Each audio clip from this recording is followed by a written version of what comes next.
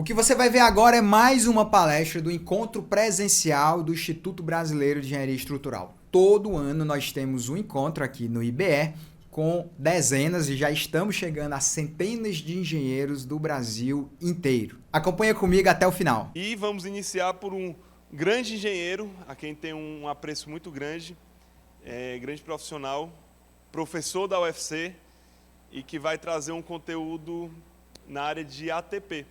Então eu queria uma salva de palmas para o professor Augusto Albuquerque.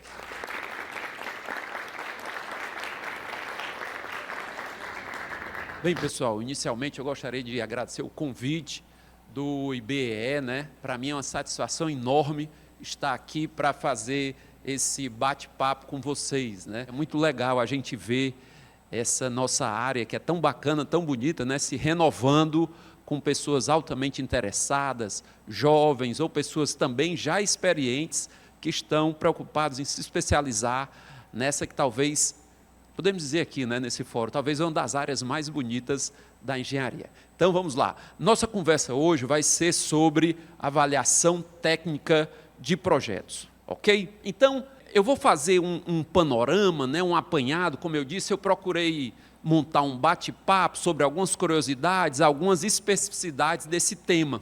Eu vou falar um pouco sobre o conceito do que é ATP, né?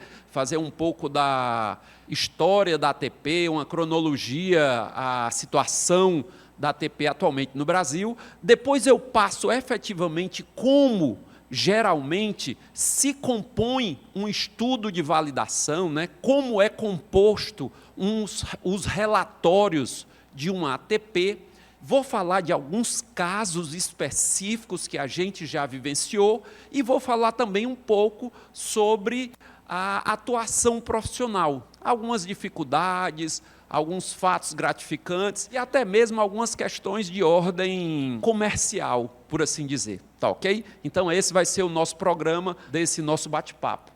E eu vou começar contando um pouco da minha história em particular, e depois eu vou dizer porque que eu acho isso importante, que é como é que eu cheguei nessa ATP, né? Eu uma vez conversando com um amigo meu, gente muito boa, mas essa é uma pessoa muito sem rodeios, e ele disse assim, eu que não ia trabalhar com esse negócio de botando problema no trabalho dos outros.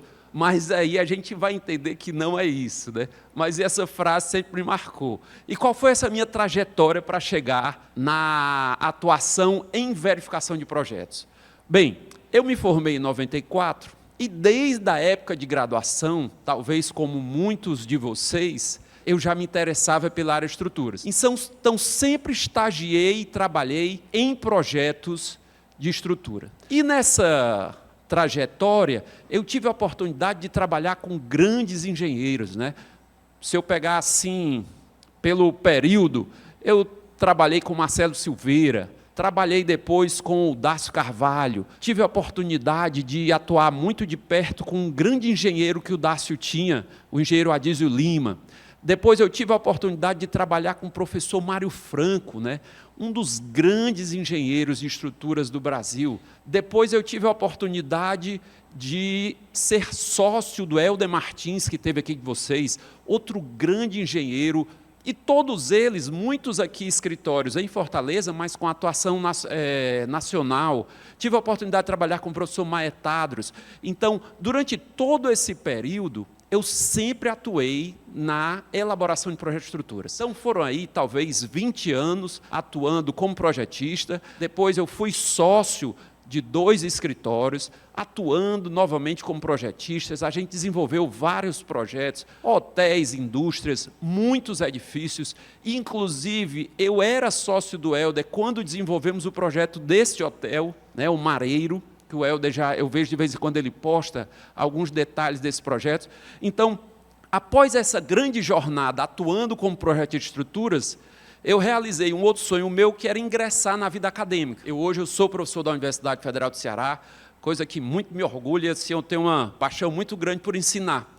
E, a partir do momento que eu entro na UFC, eu tentei continuar ainda compatibilizando a vida de projetos, mas eu percebi que talvez eu estava ficando mais com um jeitão de quem tivesse uma interação mais fácil na parte de verificação de projetos. Então, há cerca de uns 10 anos atrás, eu comecei a fazer essa migração e, há uns 6 anos atrás, até hoje, do ponto de vista de atuação profissional, eu atuo apenas como verificação de projeto. Então, eu falei dessa minha trajetória e depois eu vou mostrar por que eu acho que isso tem a ver com esse nosso bate-papo.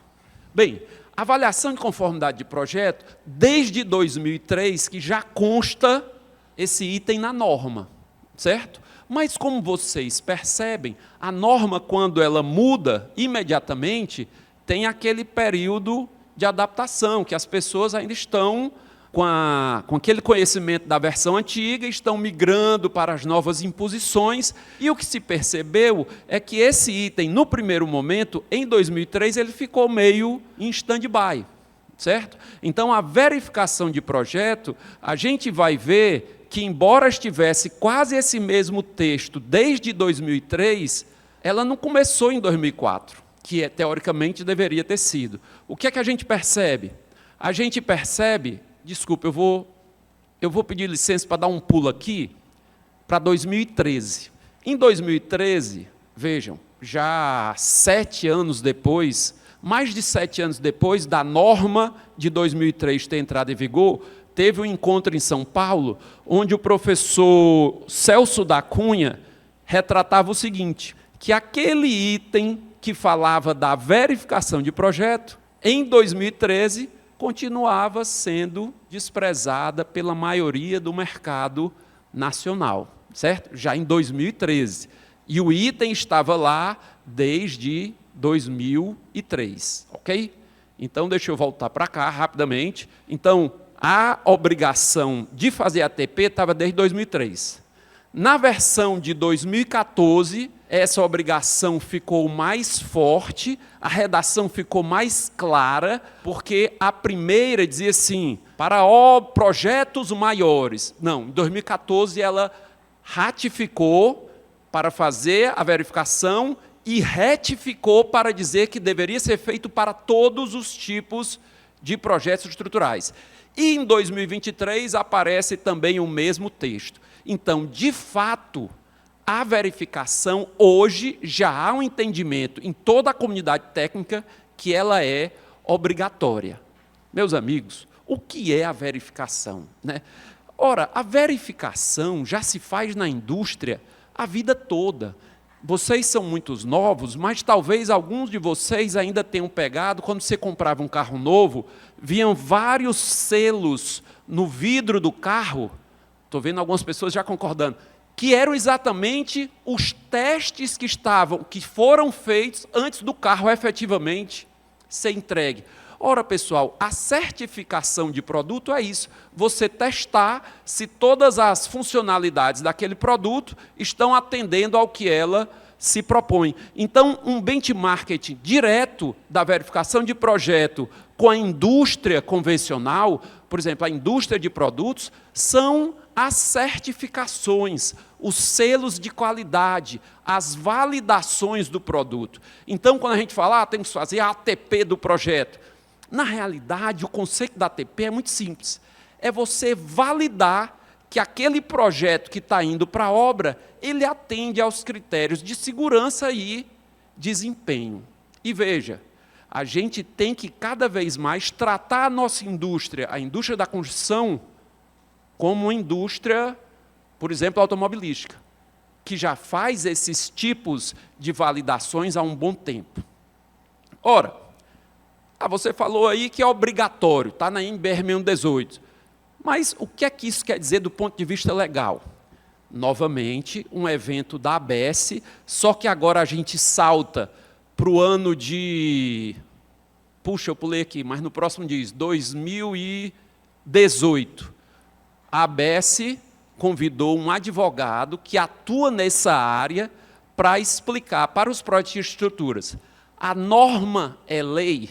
E a resposta muito clara é: o Código Brasileiro estabelece que, como os legisladores não têm competência, por óbvio, para arbitrar as normas técnicas, eles delegam para a Associação Brasileira de Normas Técnicas.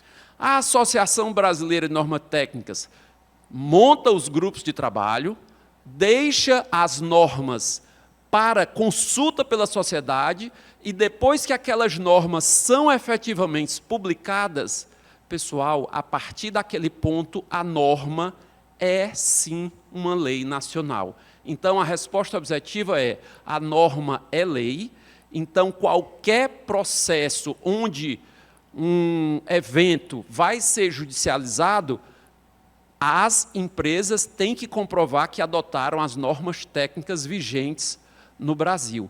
E esse aspecto da norma ser lei ainda é corroborado pelo próprio Código de Defesa do Consumidor.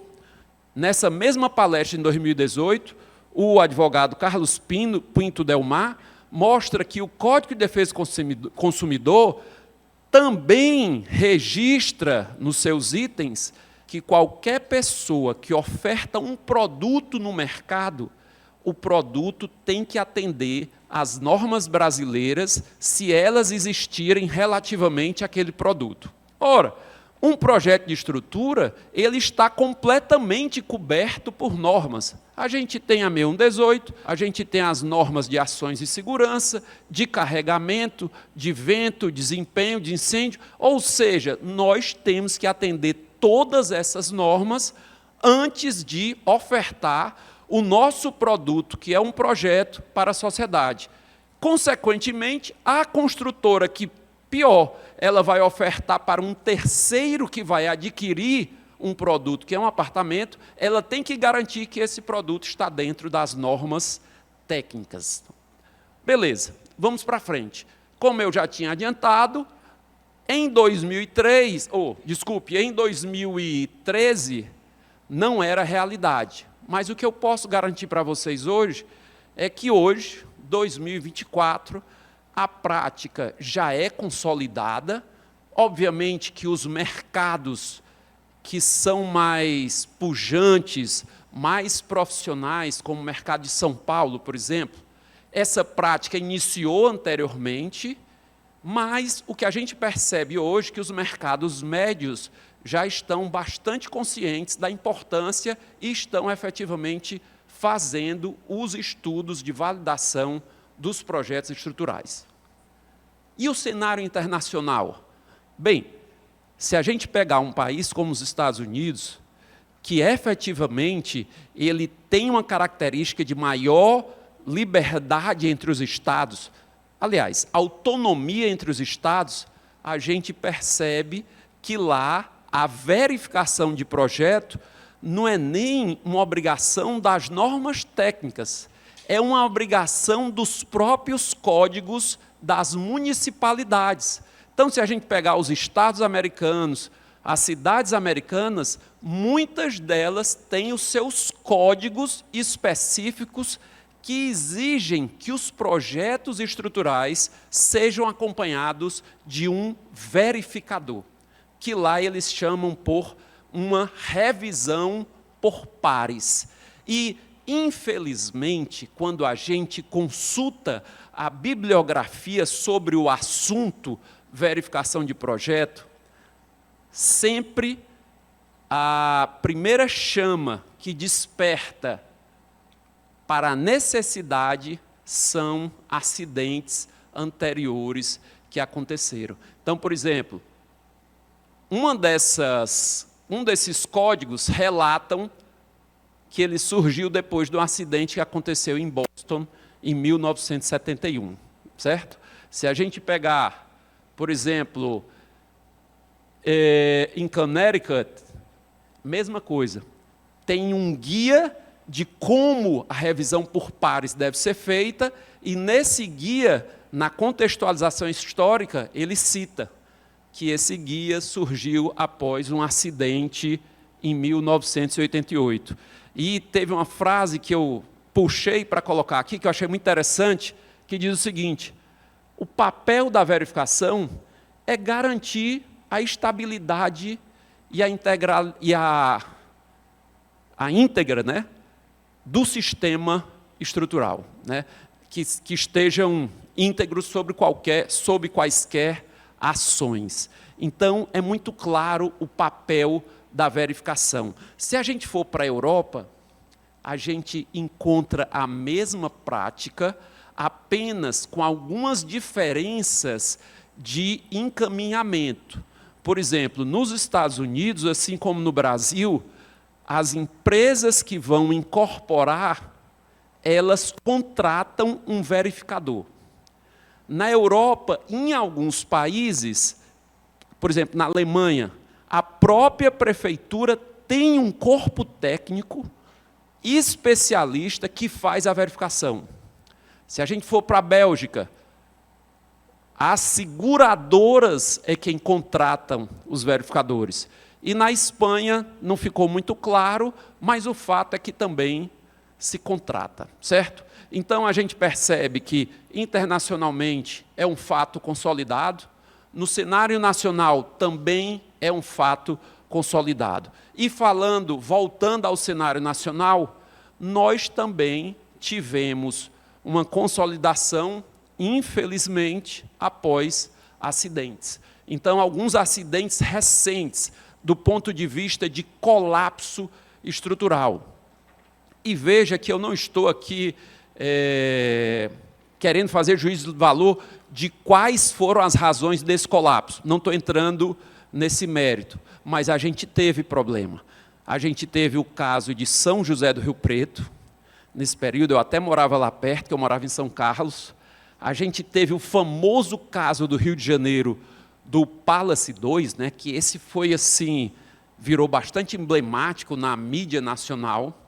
A gente teve recentemente um caso em Vitória, já em 2016, e a gente teve também 2 grandes acidentes em Belém. O Real Class, esse edifício de 35, eram 37 pavimentos, que veio ao colapso em 2011, e anteriormente ao Real Class, a gente teve um edifício no final da década de 80, também em Belém, onde, infelizmente, vieram a falecer mais de 30 operários, porque o colapso foi ainda no momento da execução. Então, os acidentes reforçaram a necessidade das verificações de projetos, e a gente observa claramente, toda vida que tem um grande acidente, não só quem trabalha com verificação, mas quem trabalha com projeto, as próximas semanas são sempre muito angustiantes, porque uma série de clientes fica lhe ligando, fica tenso, fica com a insegurança. Então, esse é mais ou menos o environment que nos leva à necessidade da verificação de projeto. Ora, e o avaliador? É muito interessante porque eu já citei aqui a ABS por 2 vezes, né? A ABS é a Associação Brasileira de Engenharia Estrutural, que é uma associação muito importante para a nossa área, que é um momento que a gente faz discussões técnicas, mas não só isso. A gente se reúne para os colegas se conhecerem, trocarem ideias, conhecerem as dificuldades, discutirem oportunidades. Então, a ABS, ciente da importância do serviço de verificação, mas não só isso, ciente também que o serviço de verificação, ele enseja em uma série de conflitos, ela escreveu um manual de como se entende que seja o serviço de verificação. Descendo aos mínimos detalhes, desde a parte do escopo até a parte do relacionamento entre o verificador e o verificado, certo? Esse manual da ABS diz o seguinte, ó, eu estou colocando ali naqueles quadradinhos azuis, eu sempre retiro, os quadradinhos azuis eu retiro do manual da ABS. Então, o primeiro ponto, pessoal, o avaliador necessariamente tem que ter sido um profissional com experiência no desenvolvimento de projeto, certo? É muito complicado quando o avaliador não teve pelo menos a mesma quantidade de elaboração de projetos do que o avaliado. Então, isso é um item sine qua non. Segundo, há uma questão muito severa da isenção. A gente tem muitos conflitos quando o avaliador também realiza projetos. E chegando até a alguns absurdos do avaliador, no meio da verificação, assumir o projeto. Então, imagine o seguinte, se a gente entra numa relação já com a desconfiança de que um fato como esse pode existir, essa relação não vai ser exitosa, certo? Não vai funcionar. Então, no meu entendimento, eu acho, assim, do ponto de vista eu diria até ético, eu acho que quem verifica não pode mais fazer projeto. Eu acho que essa atuação deve estar bem separada. O verificador deve ser interpretado como alguém interno da equipe. Então, é alguém que está ali para somar naquele projeto estrutural. Então, a partir do momento que esse colega também pode vir a desenvolver projeto, eu acho que há um conflito muito grande, porque até a transparência, a honestidade do verificado para com o verificador vai ficar sempre pairando uma dúvida. Será que ele não está aqui, de repente, para se apropriar de todo o background que eu construí e querer utilizar isso para outro cliente, ou até mesmo para aquele mesmo cliente?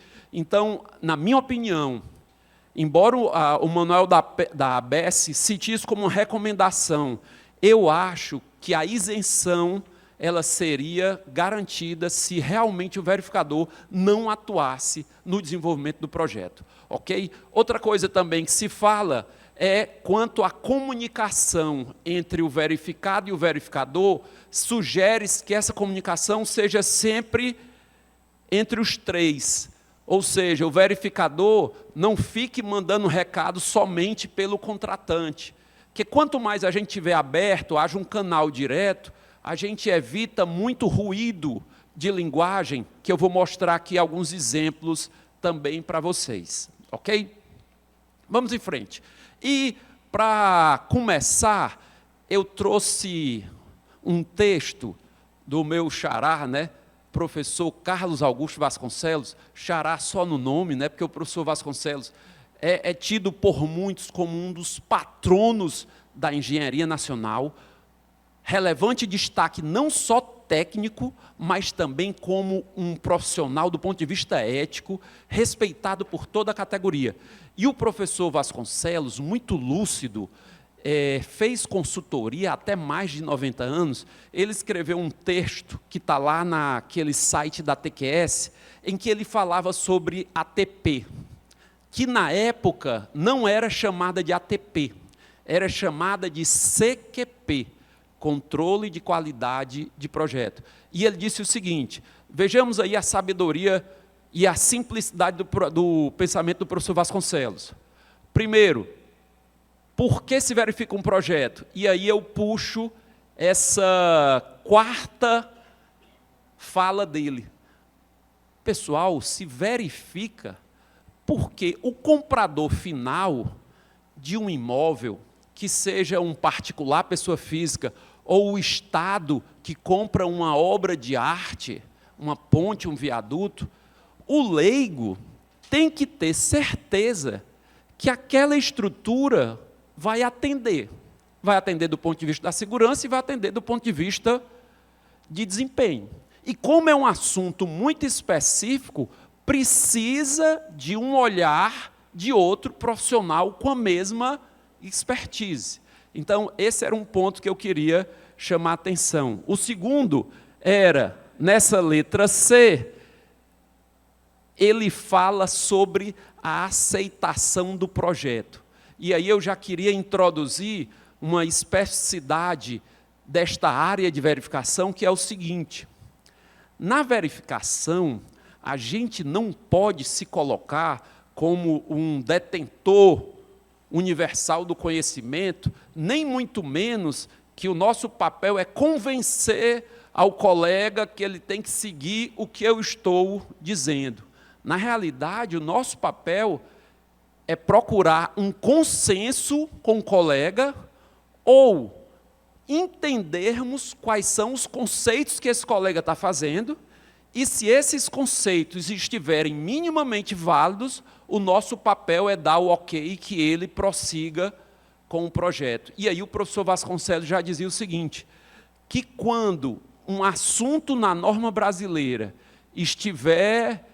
não estiver 100% coberto, mas que o colega demonstre que usou um embasamento de uma norma internacional certificada, reconhecida, atualizada, não há por que a gente não abrir uma exceção e aceitar aquele modelo ou aquele equacionamento que o colega utilizou em seu projeto. Então, eu sempre achei esse pensamento do professor Vasconcelos bastante atual, né?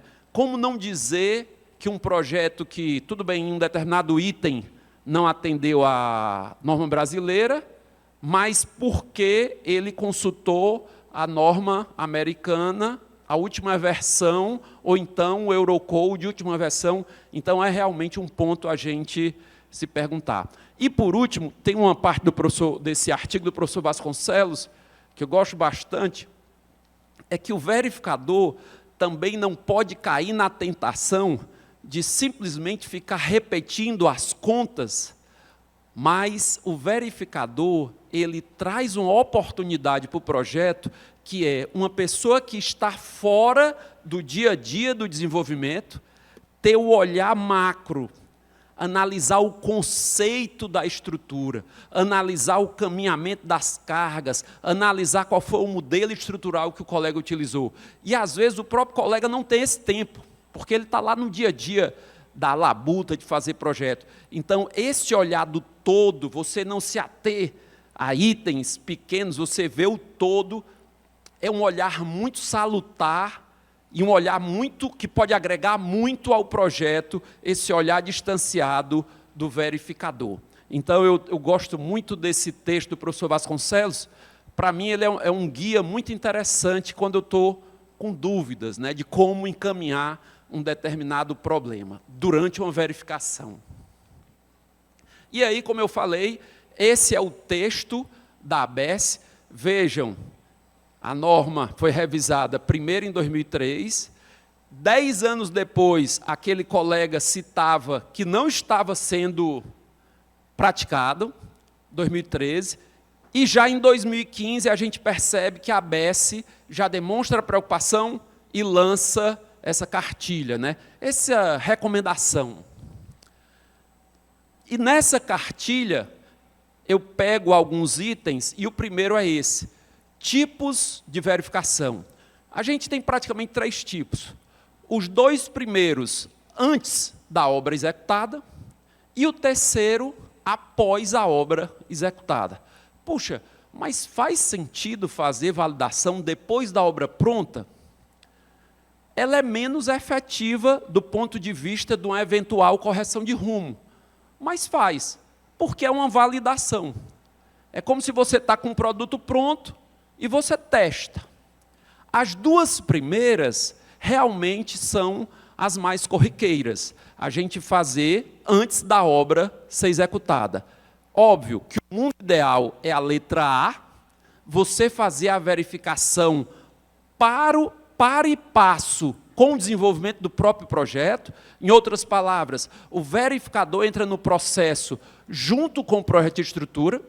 A gente tem muito mais oportunidade de fazer, inclusive, uma troca de definição de conceitos, de definições de critérios, definições de durabilidade. E tem também aquele que a gente verifica após o projeto já pronto, mas ainda não executado, certo? Pessoal, outra frase que eu gosto muito é que a verificação, de fato, é uma gestão de risco, né? Eu acho curioso quando, infelizmente, tem um acidente na engenharia, seja civil ou aeronáutica, as empresas de comunicação chamam especialista em risco, né? Poxa, especialista em risco é um risco genérico. Na realidade, o que a gente faz é avaliar o risco daquela nossa especialidade, né? Então, o que a gente faz efetivamente é a gestão de risco na veia, gestão de risco real ali em cima do projeto. Vamos em frente. E essa gestão de risco, a gente procura mitigar falhas. E essas falhas tanto podem ser sempre em dois grandes grupos: segurança e desempenho. A segurança, como diria um ex-ministro, né, não se negocia, é inegociável. Tem que atender o estado limite último. O desempenho, a gente vai verificar flecha, fissuração, vibração, as questões de segurança ao incêndio. Então, esse é o nosso dia a dia. Quando a gente está, como eu citei, em paralelo ao desenvolvimento, às vezes a gente chega a ser chamado a definir alguns critérios. Algumas construtoras já percebem, até pela sua prática, puxa, tal região, a gente tem uma questão de durabilidade comprometida porque o microclima é muito severo, né? Vocês estão aqui na Praia do Futuro, a concentração de sal na Praia do Futuro é tremenda. E tem aí ainda uma série de... A ventilação de Fortaleza entra pelo leste, a umidade de Fortaleza é mais de 70% o ano todo, o índice de chuva é muito baixo, então é uma bomba relógio em termos de corrosão. Então, às vezes, o verificador pode até dizer, olha, embora a norma exija tal item, a gente aqui, junto a essa construtora, a gente quer garantir uma durabilidade maior e a gente quer subir esses critérios. Se a construtora topar, isso pode ser uma coisa que a gente passe a criar uma norma interna que o colega projetista teria que seguir, certo? Então, eu estou falando dessas vantagens da gente entrar no início do desenvolvimento do projeto. Assim, se eu fosse fazer uma lista do que a gente checa desde a representação do projeto, representação gráfica propriamente dita, até o conceito que levou ao detalhamento daquele projeto. E a gente vai ver que isso, no final, fica tudo muito misturado, porque um detalhamento mal feito, vou até melhorar, um detalhamento equivocado pode levar a um erro de execução, mesmo que ele estivesse um detalhamento correto. Então, a gente vai ver que no nosso dia a dia, a gente tanto tem que se preocupar com o modelo de cálculo, os dimensionamentos, se estão obedecendo aos limites de desempenho, mas também temos que nos preocupar com o projeto em si, com a revisão do projeto efetivamente e a sua representação. Vou mostrar alguns exemplos para vocês. Vamos, então, começar a imaginar o serviço de verificação, né? O nosso primeiro dilema é esse. Ora, todo projeto de engenharia, ele parte da seguinte concepção. O projeto pronto é um modelo físico. Está lá, o prédio está lá. Mas, na fase anterior, eu tenho que estimar o comportamento desse modelo físico. E eu vou estimar através de um modelo matemático.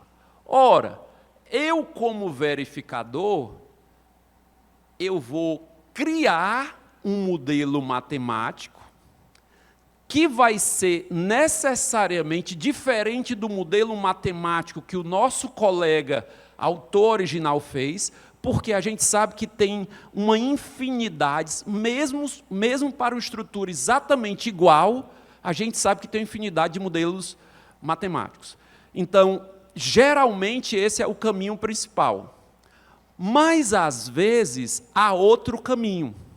Alguns projetistas, sabendo dessa dificuldade, das diferenças entre os modelos, eles preferem nos fornecer o modelo que eles adotaram, o modelo estrutural que eles adotaram. Então, esses são dois caminhos que a gente pode trabalhar no nosso dia a dia. Alguns a gente simula um modelo em paralelo e outros a gente recebe o modelo do colega. E aí a gente começa a trabalhar. E o que é que eu chamo de começar a trabalhar? A gente vai começar concepção. O prédio atende aos parâmetros de estabilidade global, parâmetros de durabilidade. O prédio está atendendo o que se exige em termos de qualidade do concreto, cobrimento, dimensões mínimas, resistência ao fogo, carregamento. Tudo isso são as considerações iniciais. Então, a gente começa a trabalhar. Vamos lá, pensar como é que isso acontece. Primeiro é o modelo. Modelo original, modelo reproduzido.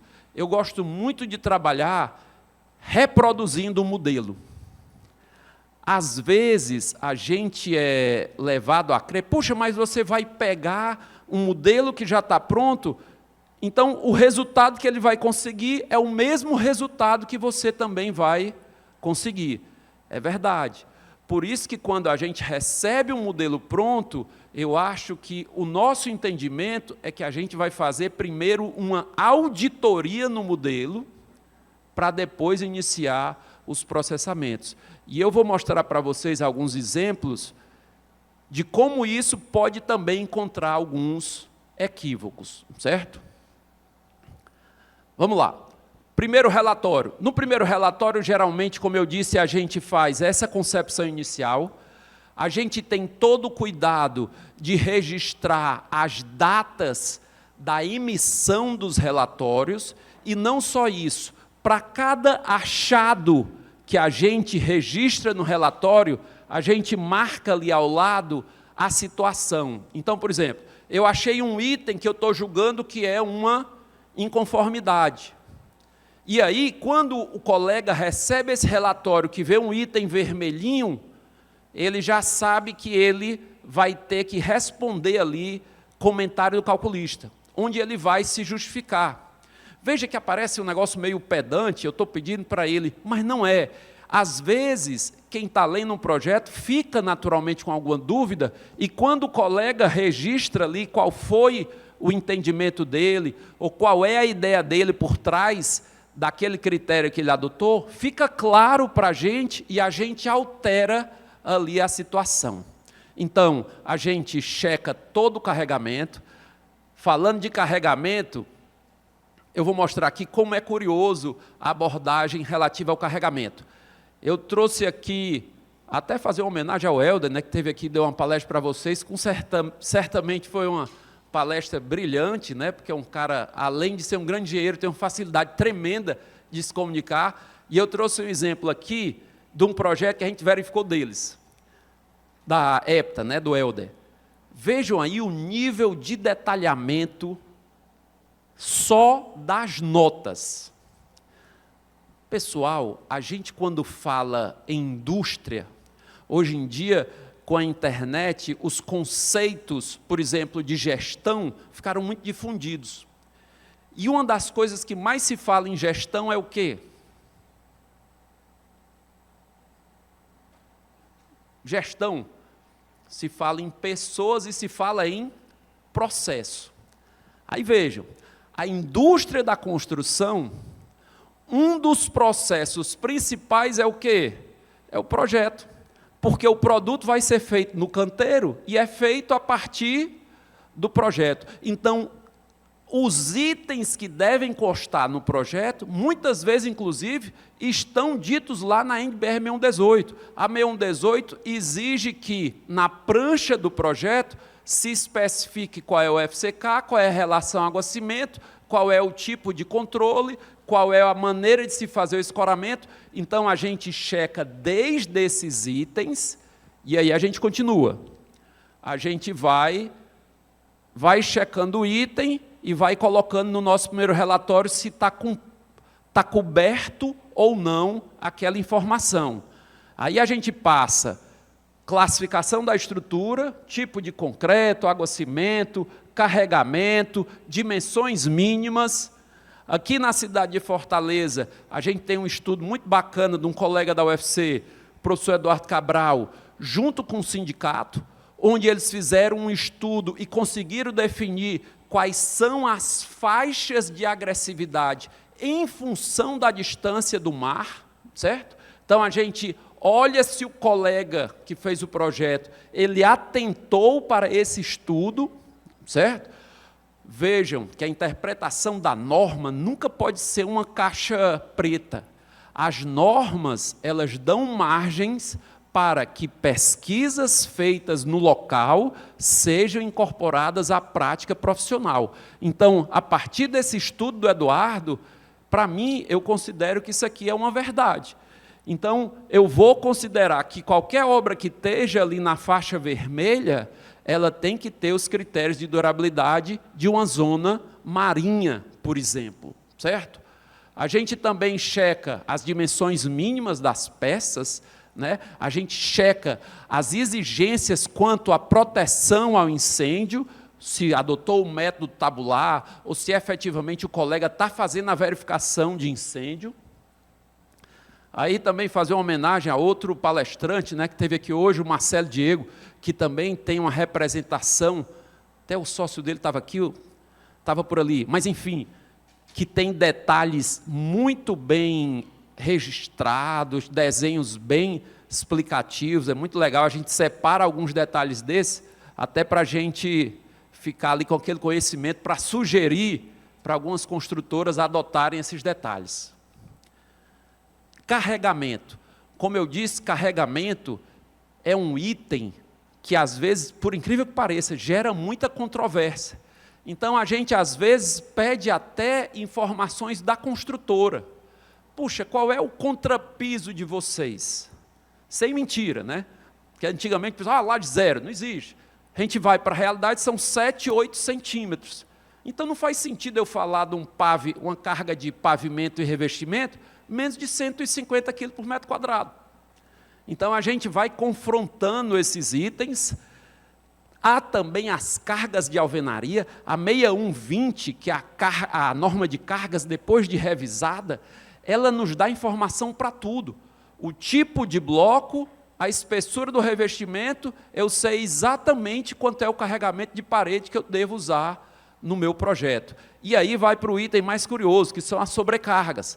E aí, alguns colegas querem, às vezes, ainda, como eu disse, a norma mudou, mas o colega ainda está com aquela cabeça anterior da norma. E aí querem fazer umas promoções de carga, né? Mas, pessoal, não rola. A carga acidental é um estudo estatístico. Aí, uma vez, eu achei engraçado, porque o colega disse, rapaz, mas essa sobrecarga nunca vai dar. Aí eu tinha ido para uma festa, um final de semana antes, eu mostrei, ó, está aqui, ó, um apartamento de 300 metros quadrados, vai dizer que a gente não consegue chegar na sobrecarga, né? Então, a gente checa também as cargas de uso. Tem uma questão muito curiosa que são as varandas. As varandas, a sobrecarga era 150, passou para 250, porque houve uma mudança comportamental. E aí também, novamente, em outra palestra da ABS, dada pelo engenheiro Vendramini, que foi presidente da ABS, ele deu uma palestra muito elucidativa, explicando as mudanças da norma, e uma delas, que eu me lembro bem, era essa. Vejam aquela varanda ali no canto direito, né? Culturalmente, nas famílias brasileiras, o uso da varanda mudou. É tanto que hoje a sobrecarga de varanda é quase o dobro da sobrecarga do quarto, da sala, da cozinha. Então, esses itens, a gente checa todos eles, checa também o carregamento de garagens. As garagens exigem que haja uma proteção em concreto até 50 centímetros, toda a vida que tiver garagens elevadas, suportando uma carga horizontal de X. Então, a gente exige isso, novamente, exige, a gente está falando aqui, mas a gente sugere ao colega que adote essas prescrições. E a gente chega nos modelos, né? Qual foi o modelo que o colega adotou? Qual o resultado dos parâmetros de estabilidade global? Lembrando que o colega não é obrigado a, por exemplo, usar um parâmetro de estabilidade. Ele pode assumir que vai usar um P delta. Beleza, a gente cita no relatório, a gente verifica, e aí eu botei aquela figurinha. Poxa, o que esse cara quer dizer com isso? São os fusíveis, né? Esse primeiro relatório, quando a gente faz aquilo que eu falei, você vê a floresta, né? Não ficar olhando para a árvore.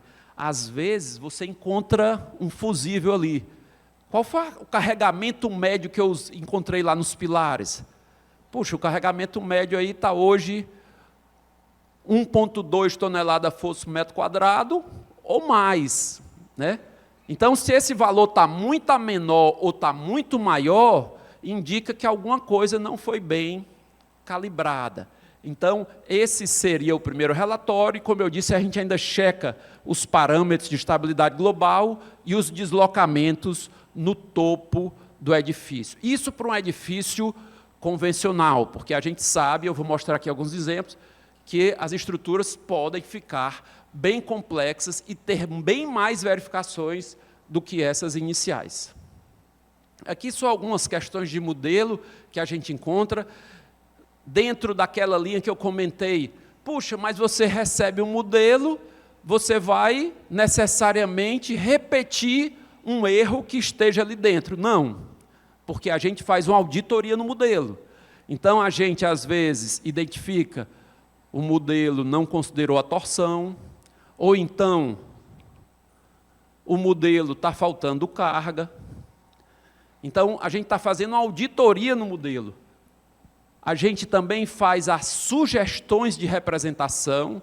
Como eu disse, a representação, a boa representação, ela mitiga possibilidade de erro de execução. Então, eu encaro que isso é um papel nosso também, né?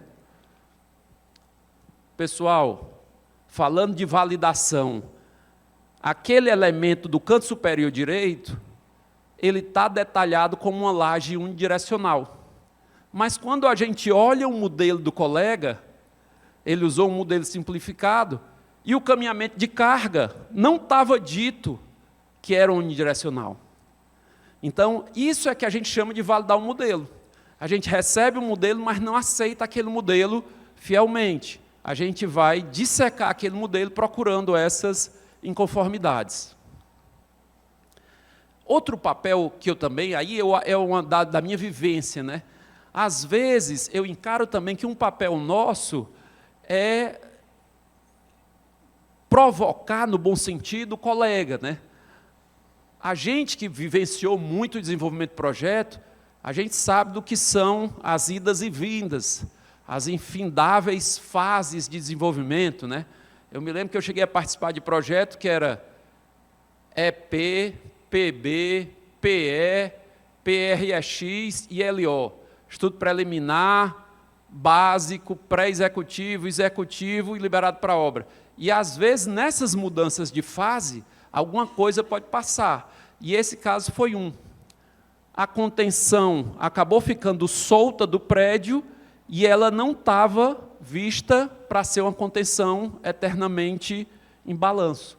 Ela estava prevista para ser uma contenção totalmente travada em todo o seu perímetro. Então, isso foi uma coisa que a gente alertou. Ok? E aí a gente passa para o segundo relatório, que é quando a gente vai avaliar a infraestrutura. A gente, no nosso dia a dia, a gente não avalia geotecnia, mas a gente avalia a carga que chega na fundação, se essa carga é compatível com a fundação que o colega está apresentando, e quando eu digo compatível, a gente checa a tensão, caso seja fundação direta, ou então a capacidade de carga da estaca, se ela está sendo respeitada. Depois a gente checa o dimensionamento do elemento de fundação e o dimensionamento dos pilares. E aí, quais são os principais achados? Meus amigos, esse é clássico, né? A obra precisa da fundação, o projeto começa a ser desenvolvido na segunda, na quarta-feira o gerente de projeto está lhe pedindo uma planta de carga porque precisa passar para o projetista de fundação.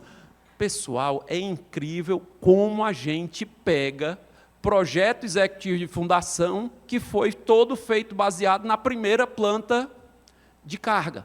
E aí, quando a gente vai checar, porque a gente já utiliza a nossa planta de carga, a gente tem pegado algumas discrepâncias, certo? Outra questão interessante da verificação da fundação, novamente, o projeto, turma, é a formalização do principal processo da indústria da construção. Então, se eu sou projetista de estrutura e estou liberando para a obra uma prancha de locação, eu tenho que consignar na minha prancha de locação de onde foi que eu tirei a informação que a estaca raiz de 410 milímetros suporta uma capacidade de carga de tanto. Eu tenho que referenciar qual foi o documento que eu tirei essa informação, tenho que referenciar quais são os níveis de implantação do subsolo, porque tudo isso são informações importantes para o registro do projeto.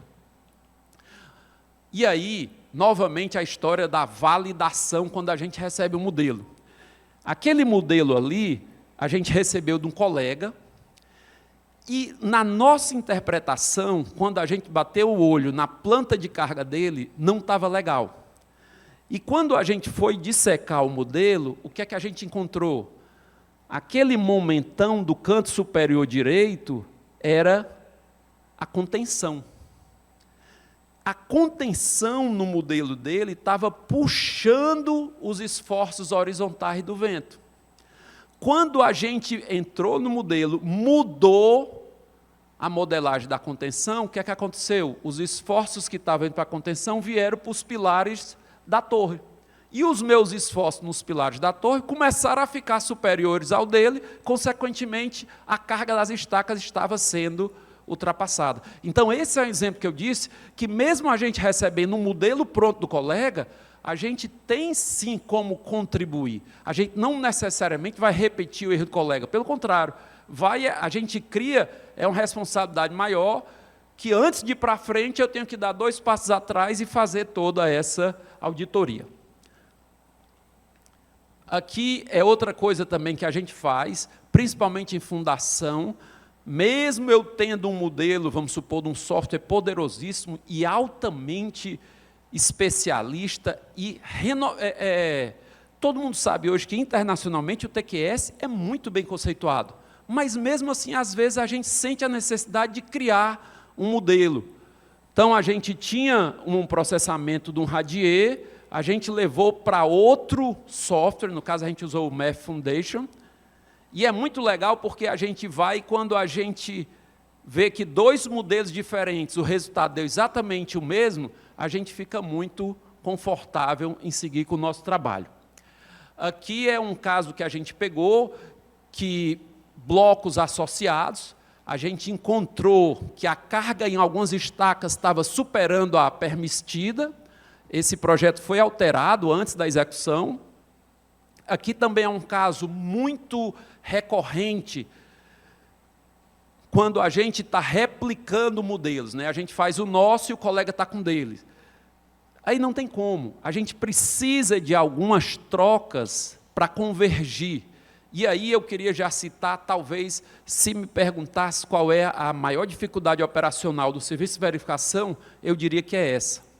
Porque quando a gente emite o relatório, a gente até entende, o colega está cheio de demanda, solicitação de revisão, é o FCK que não deu na obra 50, é a estaca que saiu a excentricidade da estaca da obra 37, e o colega não responde o nosso relatório. Então, isso dificulta um pouco.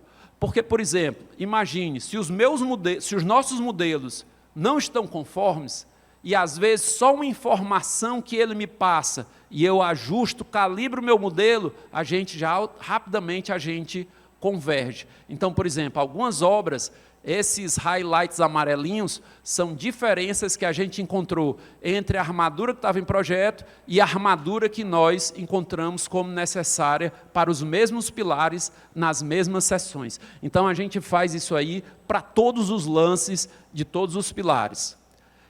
E aí, pessoal, aquele item, mas é correção de prancha? Veja, não é uma correção de prancha simples, porque se fosse assim, era fazer um estagiário e... Não. Será que aquela falta de chumbador ali, ela está incorrendo num problema conceitual? Certo? eu estou devendo uma ancoragem de algumas barras. Da mesma forma, pronto, ó, aquele erro ali, ó, eu não tenho ancoragem, certo? Zero ancoragem. Então, é um problema de revisão, mas que causou um problema conceitual gigante.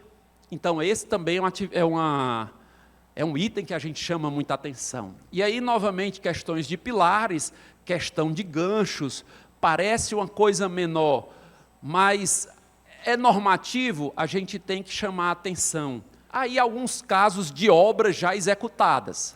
Por exemplo, aquele projeto já estava executado quando a gente fez uma verificação. Só nos resta o seguinte, olha, a gente vai ter que confirmar com a execução se isso foi revisado durante o processo ou simplesmente se esse erro passou, porque simplesmente o pilar não descia para a fundação, a armadura, né, como se estivesse solto. Aqui também um projeto já executado.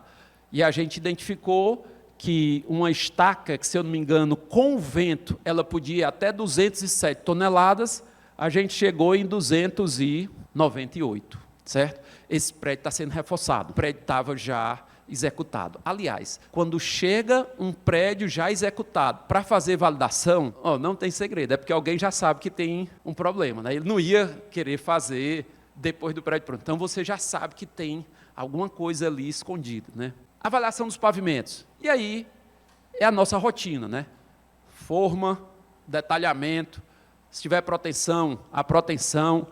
Eu fiz aqui esse passo a passo, a gente processa o nosso modelo, que a gente acredita que é o real, vê os esforços, compara os detalhamentos, passa o relatório para o colega dá algumas explicações, a gente aceita ou não essas explicações, e o que a gente aceita, a gente calibra o nosso modelo, reprocessa de novo, até que chegue à convergência. Tinha uma colega minha que dizia que a gente não quer razão, não quer ter razão, né? Quer ser feliz. O nosso trabalho, pessoal, não é ficar comprando briga com o colega. Pelo contrário, cada vez mais eu tenho entendimento que a gente é parceiro, e isso me deixa muito tranquilo pelo fato da gente não fazer os projetos. A gente realmente está ali com esse entendimento que vem para cooperar. Então, a gente verifica de novo e emite os relatórios finais. Eu já comentei com vocês da importância do projeto estar extremamente bem detalhado. A gente verifica, por exemplo, proteção. A gente já pegou casos assim, não, 20 cabos de tanto. Poxa, mas espera aí, 20 cabos? E cadê a elevação dos cabos? A disposição das placas de ancoragem, as fases de proteção, com quantos dias? Não tinha nada. Aí o colega, não, mas a empresa tal já sabe o que fazer. Não. Mas, novamente, a gente tem que elevar o padrão do processo. Eu tenho que deixar o processo que, se algum dia tiver uma auditoria, tem que estar todas as informações, tem que estar na planta. Ele não vai ligar para ninguém para perguntar. Nas nossas avaliações de todas as fases, como eu já comentei, a gente tem aquele campo de situação, né? Se está conforme, se não está conforme. Esse campo vai mudando à medida que a gente vai revisando os relatórios a partir das respostas. Aqui alguns erros, novamente, erros não, alguns equívocos, que às vezes, esse equívoco vai dar problema na obra? Não, às vezes não vai. Mas qual é o nosso papel? É mitigar problema. Nem que esse problema seja uma fissuração excessiva. Então, por exemplo, não tem armadura mínima, a gente tem que citar no relatório. Não é só um caso como esse, que a gente identificou que a tensão no ato da proteção não estava sendo atendida. E a armadura passiva para a tensão que existia também não estava sendo... Essa é uma verificação de estado limite último que a gente fez. Mas, além das verificações de estado limite último, a gente também verificou os estados limites de serviço, as armaduras mínimas, tudo que for prescrição normativa, a gente vai procurar para colaborar para a melhoria da qualidade daquele projeto. Quais são as tendências desse mercado que eu acredito? A gente nunca vai ter um nível de franqueza, de parceria com o autor original, se houver qualquer sombra de dúvida que a gente pode um dia vir a disputar um projeto com aquele colega, certo? Então, uma das tendências de mercado é que cada vez mais um faz e um verifica. E o que verifica, não faz. Isso é uma tendência. A outra que eu acredito é que os mercados médios estão muito atentos a essa necessidade. Norte, Nordeste, Sul de Minas. Então, está cada dia mais comum essas construções muito movidas pelas certificadoras, pelas empresas de seguro e também quando tem alguma verificação de órgão público. E é curioso, teve aqui em Fortaleza uma decisão judicial muito curiosa. Ela processou uma construtora que tinha tido uma obra levado à ruptura, uma obra que foi ganha numa concorrência, já tinha um projeto, o projeto entregue pela prefeitura, e o juiz deu uma sentença dizendo que a construtora tinha também culpa no cartório, porque ela tinha que ter contratado uma validação. Aí também já é difícil, né? Porque não está no escopo da construtora contratar essa validação, até porque ele pegou o projeto do Estado. Então, eu acredito que esses órgãos, seguradoras, certificadoras, órgãos públicos vão passar a exigir cada vez mais essa atividade. A grande dificuldade, pessoal, a grande dificuldade é o relacionamento humano, né? Eu botei isso do colega, obviamente, que a gente tem uma cláusula de confidencialidade. Eu tenho o maior medo de fazer essas apresentações, porque eu tenho que sair apagando qualquer identificador. O colega respondeu o seguinte: conclusão, todos os pilares, isso eu tinha mandado um relatório para ele, questionando vários itens. Todos os pilares passaram no dimensionamento, no modelo final. E foi devido à grandeza da graça de Deus. Puxa, por mais religioso que eu seja, o colega também seja, mas para mim, verificador, o que é que o pobre de Deus tem a ver com isso, né? Ele não me deu uma informação, não deu nada para eu fazer a validação final. Então, a maior dificuldade que eu diria é o relacionamento. E isso eu coloquei como dificuldade e depois eu pensei, puxa, mas não é dificuldade, eu acho que isso faz parte da nossa atuação. E eu, em particular, procuro conversar com amigo, com colega, explicar que a gente está ali realmente uma parceria. Para mim, eu digo seriedade, eu estou adorando essa minha atividade, já estou, como eu disse, full time nisso, aliás, full time não, só com verificação há uns 6, 7 anos, e gosto muito que a gente aprende todo dia, né? A gente conhece muito colega competente, e a gente sente que a gente coopera, né? A gente sente que a gente aumenta o nível de exigência do projeto. Proposta de ATP. Bem, para mim hoje, depois dessa minha experiência, confidencialidade tem que ser garantida total. Eu não posso comentar nada do que eu achei, nem muito menos do que eu vi do colega para outros colegas, né? Veja, a gente está trabalhando ali para mitigar erro. Então, se o meu papel é tentar achar algum equívoco para tentar cooperar, eu não posso depois estar me vangloriando, olha, achei isso aqui. Não. A gente está ali para cooperar. Eu mostrei aqui alguns casos para vocês, totalmente sem identificação, mas para tentar dar um panorama e até como um alerta, talvez. A gente, já no escopo, define muito claramente qual é o nosso trabalho. Não é trabalho do verificador melhorar projeto, certo? Não existe isso. Você melhorar projeto do colega é altamente antiético. Eu já fiz muito isso. A gente é chamado porque um colega pegou um projeto que já estava em execução, um colega disse que melhorava, aí melhorou, e o contratante depois ficou receoso e nos contratou para fazer a verificação. Aí, quando a gente vai ver, não tem erro. Ele não cumpriu uma série de exigências que tinham sido feitas para o colega, melhorou um pouquinho ali o consumo de concreto de aço, e quando o prédio fica pronto, a altura da viga de borda, não cabe a esquadria, é uma série de problemas de compatibilização que o cara ganhou dizendo que iria melhorar o consumo. Então, não é nosso papel, nunca, fazer redução de concreto, nosso papel é validar, é uma certificação. E aí, prazo, custo, que são os itens normais de qualquer proposta. E falando de custo, a recomendação é que seja 1/3 do projeto estrutural.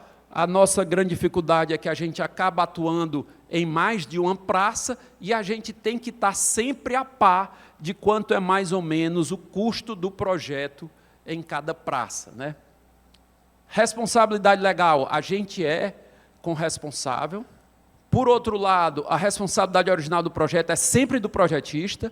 A nossa RT é uma RT de consultoria, a RT final é sempre do projetista. Mas veja, a gente está lá, às vezes, validando que ele está ok, então a gente é corresponsável.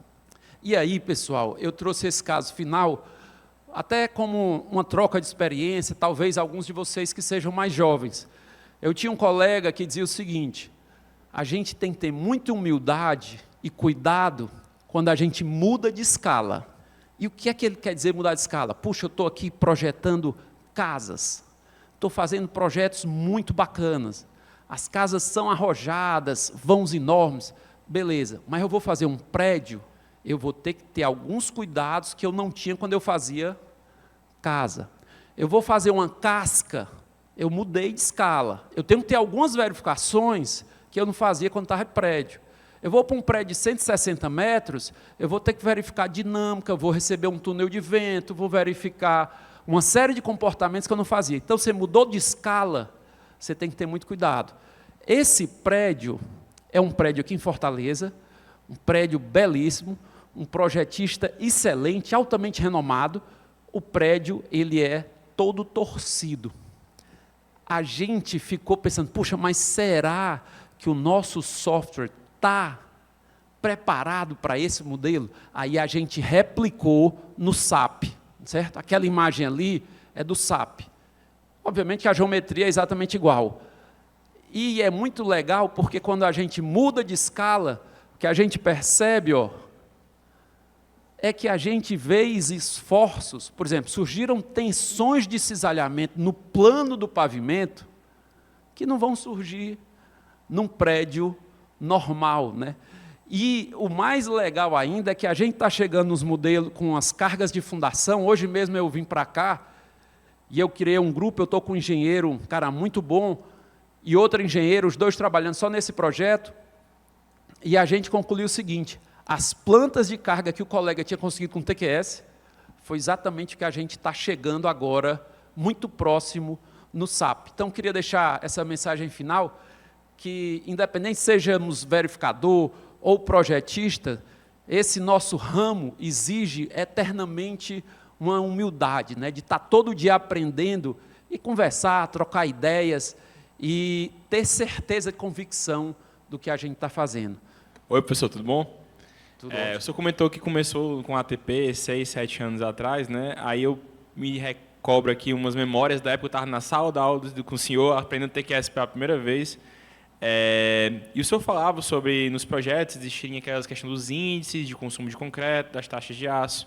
Eu queria saber se, mesmo não sendo parte do escopo reduzir o concreto, se existe realmente essa pressão, essa cobrança da construtora, de querer realmente procurar uma solução que seja talvez até melhor do que o projeto que ela está recebendo. Talvez uma solução de laje que ela não esteja sabendo utilizar, que nunca trabalhou com aquilo, ou então o próprio lançamento dos pilares, que achou que não está muito bem, não está muito legal. Queria saber se existe realmente essa cobrança nesse sentido da construtora. Existe. Principalmente, como eu disse, se a gente acompanhar o que eu tentei passar para vocês, essa evolução, que os mercados, São Paulo começou primeiro, a gente é relativamente recente. E todas as construtoras que nos ligavam num primeiro momento, a pergunta é essa, né? O que é que vocês fazem? O que é que vocês fazem, para mim já estava subentendido. A próxima pergunta é se a gente vai dar dicas de melhoria do projeto. Então, sempre houve essa confusão, mas eu acho que está se tornando claro hoje. E os colegas, assim, são pessoas inteligentes. Então, a construção civil em Fortaleza, no Nordeste, no Brasil, está muito profissional. Então, eles compraram a ideia da importância e talvez até por um feedback da obra, que, puxa, o projeto está chegando com as informações mais redondas. Curioso, né? Às vezes, não é nem alguma coisa que a gente sabe que foi mais importante, mas o que chegou para ele lá foi que, eu não estou tendo tanto dilema. E talvez eles tenham comprado a ideia. Mas, sem dúvida, no começo a ideia era sempre fazer redução de consumo. Principalmente naquela época, 6 anos atrás. Professor, ficou claro, né, que essa obrigatoriedade de contratação da ATP. A minha dúvida de quem é a responsabilidade pela contratação, porque, por exemplo, a gente tem um cenário de uma incorporadora, que ela vai lá, faz a contratação dos projetos e também faria a contratação da ATP. Mas no caso de uma construtora, em que chegam, vamos supor que o cliente final contratou os projetos, e quem fica responsável pela contratação da ATP? O cliente que contratou todos os projetos ou a construtora que vai fazer a execução? Para mim é muito claro, é a incorporadora. Porque a ATP é um item final daquele produto. Então, do mesmo jeito que ele contratou os projetos, ele tem que contratar a ATP. O que é que a gente vê cada vez mais hoje? Como já foi, como eu disse, eu trabalhei em São Paulo em 99. E naquela época já tinha essa dissociação, o incorporador, o investidor e o cara que constrói. O que é que a gente percebe hoje? Que as construtoras, quando vão ser contratadas, que geralmente elas trabalham por um percentual do custo da obra, né? Ela não contrata os itens, né? Ela quase que repassa, elas já perguntam ao incorporador se já está embutido a verificação de projeto. Certo? Mas é a incorporadora. No meu entendimento, né? É a incorporadora. Entendi. Obrigado. A princípio, não é nesses equívocos, nas diferenças que o senhor vê em projeto, né? Quais são os itens que o senhor considera assim, mais difíceis de pegar e que são mais perigosos? Assim? Tem erros que, com certeza, o senhor vai olhar numa forma e já vai identificar alguma coisa, né? Mas e aqueles que estão mais escondidos e que, às vezes, são mais perigosos? Assim? Para mim, sempre o mais crítico e que gera mais atenção é infraestrutura, né? Fundação e pilar. Até pelo conhecimento do material, da gente saber como é o desenvolvimento e como é que é o funcionamento. Então, para mim, o pilar e as fundações são sempre os itens mais críticos. E são mais difíceis de pegar, porque, por exemplo, imagine o seguinte, os pilares, cada vez mais hoje, com os prédios com menos vigas, eles passam a trabalhar como grandes pilares paredes. Então, a maneira como eles estão absorvendo os esforços que vêm do vento, muda o caminhamento dessas cargas. E esse mudar caminhamento, pode ser que eu chegue em valores e o colega muito diferentes, e eu tenho que estar convencido que aquele modelo do colega é diferente do meu, mas que ele faz sentido. E aí eu volto exemplo a esse prédio.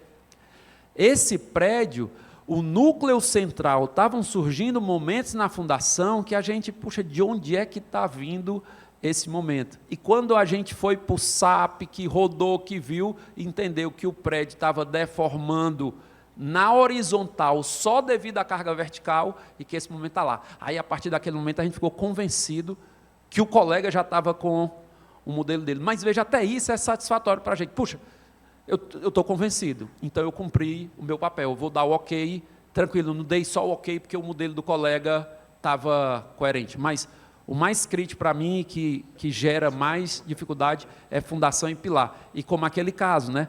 Estava tudo ok, mas quando a gente bateu o olho que viu que a fundação, o momento da contenção estava enorme, e a gente soltou a contenção e o momento correu o pilar principal, a gente poderia ter passado batido, se a gente não tivesse feito todo esse pente fino. O professor, foi apresentado para a gente aqui, o Helder, a respeito da NBR 6118 e a CI americana. Aí teve um item lá que foi comentado, 6H120 em proteção, que é a NBR 6118. E a CI 8H150. Só que a CI é americana e NBR norma brasileira. Pegar um projeto para aceitação e aplicar a norma CI no Brasil, a ATP é validada, é questionável? Não, não é um ponto pacífico, porque como eu comecei, a norma brasileira tem força de lei. Porém, a própria norma brasileira deixa algumas brechas. Se surgirem estudos após a publicação na norma, pesquisas que comprovem assim, assim, assado, aí vai muito do verificador ter essa sensibilidade. Não, mas espera aí, a norma americana é uma norma com certificação internacional, é uma norma que é revisada de 2 em 2 anos. Posso aceitar esse critério ser pela norma americana? É pessoal. Em alguns itens eu tenho aceitado. Aí qual é o cuidado que eu tenho?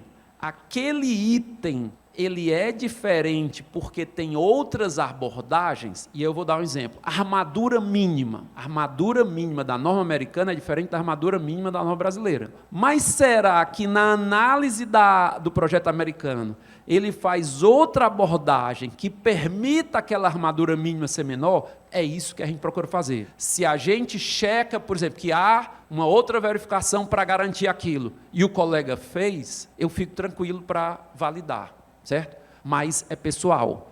A interpretação ao pé da letra é que a norma brasileira tem força de lei. Se tiver previsto na 6118, alguém pode no futuro questionar, não, mas o que vale é a 6118. Aí eu vou citar só um caso. Quando eu trabalhei no Dr. Mário em 99, naquela época já se fazia verificação. E as verificações naquela época eram feitas pela seguinte razão: os fundos americanos investiam em grandes prédios comerciais em São Paulo. E esses prédios, como era o fundo americano que investia, ia ser projetado no Brasil, imagine, né, no final da década de 90, eles exigiam que tivesse a certificação, mas os certificadores eram americanos. E os certificadores americanos exigiam que o Dr. Mário cumprisse a norma brasileira, mas também as normas americanas. Então, naquela época, a gente teve muito essa experiência de trabalhar com as duas normas, certo? Salva de palmas, pessoal! Show. Pessoal, muito obrigado. E aí, gostou do vídeo? Baita conteúdo, né? Eu tenho uma boa notícia aqui para você. Se você quer se aprofundar um pouco mais em estruturas de concreto armado e protendido, nós do Instituto Brasileiro de Engenharia Estrutural temos uma pós. Você vai aprender com grandes profissionais do Brasil, profissionais que vivem da prática. Eu costumo até dizer que aqui nós não temos professores, nós temos verdadeiros engenheiros projetistas ensinando engenharia de estruturas a futuros engenheiros projetistas. Se você já projeta casa, quer projetar prédio, se você já projeta prédio, quer melhorar um pouco mais, quer aprender outras metodologias de como você pode ali desenvolver o seu projeto de estruturas de concreto armado e protendido, eu vou deixar um link aqui embaixo, você pode fazer a sua pré-matrícula. Não é uma matrícula, basicamente você vai informar ali seus dados, a nossa equipe vai entrar em contato com você para saber se dá um match, se encaixa ali seu perfil com o perfil da nossa pós, te explicar todas as etapas, todo o conteúdo, toda a dinâmica e tudo que você vai ter acesso. Nós temos muito orgulho de estar construindo a maior comunidade de engenheiros estruturais, são centenas de engenheiros de estruturas de todo o Brasil que já compõem aqui a comunidade do IBE. Então, não perca seu tempo, não deixe essa oportunidade passar, venha fazer parte aqui da nossa pós-graduação em estruturas de concreto armado e protendido. A gente se vê.